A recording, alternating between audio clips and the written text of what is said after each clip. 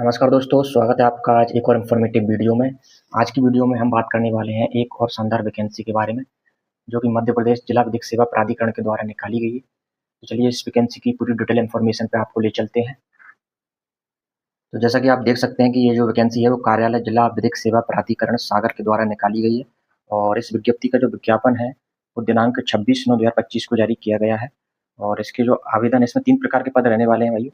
इसमें पहला जो आपका पद है वो कार्यालय सहायक का है, और दूसरा रिसेप्शनिस्ट से डाटा एंट्री ऑपरेटर, और तीसरा आपका जो पद है वो कार्यालय भृत्य का पद आपका रहने वाला है।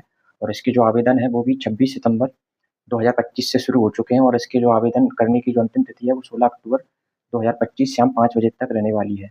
अब बात करते हैं कि इसमें पदों की संख्या की बात की जाए तो इसमें कार्यालय सहायक के आपके 2 पद रहने वाले हैं, और रिसेप्शनिस्ट या डाटा एंट्री ऑपरेटर का आपका 1 पद है, और कार्यालय भृत्य का भी आपका 1 पद इसमें रहने वाला है। अब इसमें वेतन की बात की जाए तो इसमें आप देख सकते हैं कार्यालय सहायक के लिए 18,000 रुपये मासिक वेतन है, और रिसेप्शनिस्ट या डाटा एंट्री ऑपरेटर के लिए 16,000 रुपये वेतन, और कार्यालय भृत्य के लिए 12,000 रुपये वेतन मासिक निर्धारित किया गया है। अब इसमें शैक्षणिक एवं अन्य योग्यताओं की बात की जाए तो इसमें जो कार्यालय सहायक का पद है उसके लिए जो न्यूनतम शैक्षणिक योग्यता है, इसके लिए आपका ग्रेजुएशन कंप्लीट होना चाहिए। और जो दूसरा है कि आपको बुनियादी वर्ड प्रोसेसिंग कौशल, डाटा फीड करने के लिए कंप्यूटर संचालन कौशल की क्षमता, यानी कि आपको कंप्यूटर के संचालन का ज्ञान होना चाहिए, आपको डेटा फीड करते आना चाहिए, और जो आपको कंप्यूटर की बेसिक नॉलेज आपको होनी चाहिए। साथ ही साथ इसमें जो अन्य योग्यता है, आपकी अच्छी टाइपिंग की गति होनी चाहिए, यानी आपकी टाइपिंग की गति के साथ आपको जो डॉक्यूमेंट की सेटिंग है उसका भी आपको ज्ञान होना चाहिए इसमें।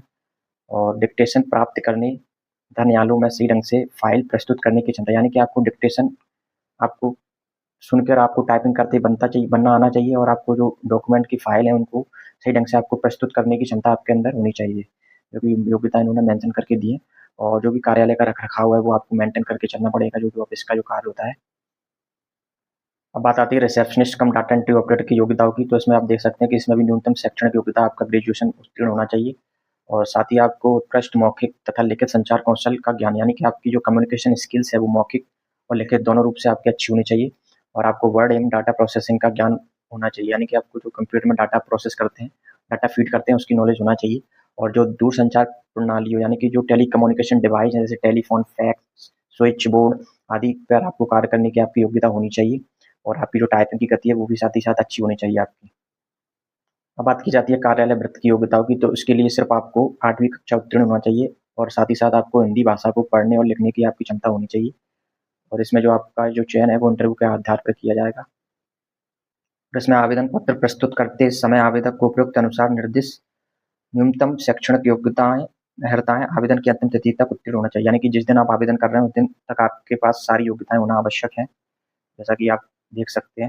और इसमें जो आपके आवेदन किए जाएंगे वो ऑफलाइन माध्यम से आपके इसके आवेदन किए जाएंगे, और इसका जो आवेदन का प्रारूप है वो कुछ इस प्रकार का रहने वाला है। और इसमें आपको अपनी पहले हाल ही की फोटो लगाना है, और साथ ही साथ आपको आवेदन पत्र का क्रमांक जो कि आवेदन के सबसे ऊपर डला रहता है वो आपको इधर डालना है। और यहाँ पर आपको अपना नाम डालना है, और आप किस पद के लिए आवेदन कर रहे हैं उस पर आप टिक लगा सकते हैं इधर। और साथ ही साथ आपको अपने पिता का नाम, जन्म तिथि यहाँ पर कैलकुलेट करके आपकी 1 जुलाई 2025 के अनुसार आपकी जन्म तिथि मान्य होगी। और यहाँ पर आपको अपना पूर्ण स्थायी पता, वर्तमान पता, स्थायी पता, यहाँ पर आपको अपना mobile number, email ID, pan card number, Aadhaar card number, driving licence, और यहाँ पर आपको अपनी शैक्षणिक योग्यताओं को डालना है, जैसे आपकी 8वीं कक्षा, 10वीं, 12वीं, विषय, बोर्ड, उत्तीर्ण प्रतिशत, सब आपको इधर मेंशन करना है।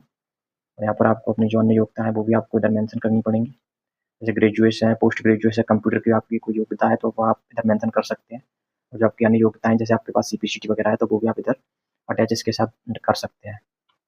और यहाँ पर आपको अपने हस्ताक्षर करने पड़ेंगे, और उस आवेदन फॉर्म को भर के आपको इस पते पर उसको भेजना है, या तो आप स्वयं जाके भी उपस्थित होकर भी आप इसको भेज सकते हैं, या फिर आप डाक द्वारा भी इसे 16/10/2025 को शाम 5 बजे तक वहाँ पे भेज सकते हैं। इसके बाद आपका आवेदन स्वीकार नहीं किया जाएगा, जैसा कि इन्होंने बताया है उस पर।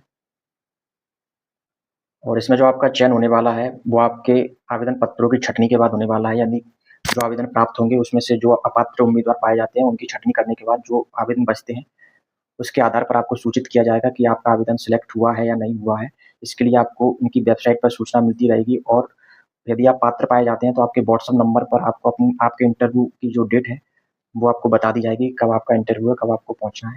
ये सारी प्रक्रियाएं इनकी वेबसाइट पर ही साथ उपलब्ध होंगी। और इसके बाद जो आपका इसमें चयन होने वाला है वो आपका इंटरव्यू के आधार पर इसमें चयन होगा। पहले आपका टाइपिंग टेस्ट लिया जाएगा पद के अकॉर्डिंग, और कार्यालय भर्ती के लिए सिर्फ साक्षात्कारी होगा और जो ऑफिस असिस्टेंट है और डाटा एंट्री ऑपरेटर है उसके लिए आपका टाइपिंग टेस्ट लिया जाएगा और उसके आधार पर फिर आपका आगे इंटरव्यू होगा और उसके बाद आपका चयन होगा। इसमें 1-3 के अनुपात में आपकी वेटिंग लिस्ट भी आपकी तैयार की जाएगी, यानी कि एक पद के लिए 3 लोगों को वेटिंग लिस्ट में रखा जाएगा और यदि कोई उम्मीदवार ज्वाइनिंग नहीं लेता है तो जो वेटिंग में कैंडिडेट है उनको मौका दिया जाएगा।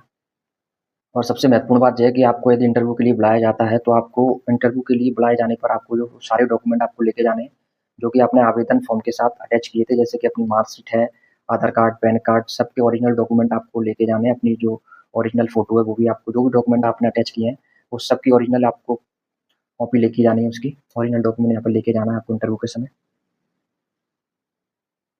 और इसमें जो आपकी न्यूनतम आयु रहने वाली है वो 18 वर्ष इन्होंने मेंशन की है, क्योंकि इसकी गणना 1 जुलाई 2025 के आधार पर की जाएगी, जैसे कि मैं पहले बता चुका हूँ। तो आप देख सकते हैं। अब चलते हैं दोस्तों इसके ऑफिशियल नोटिफिकेशन पे कि यहाँ से आपको इसका नोटिफिकेशन डाउनलोड करना है।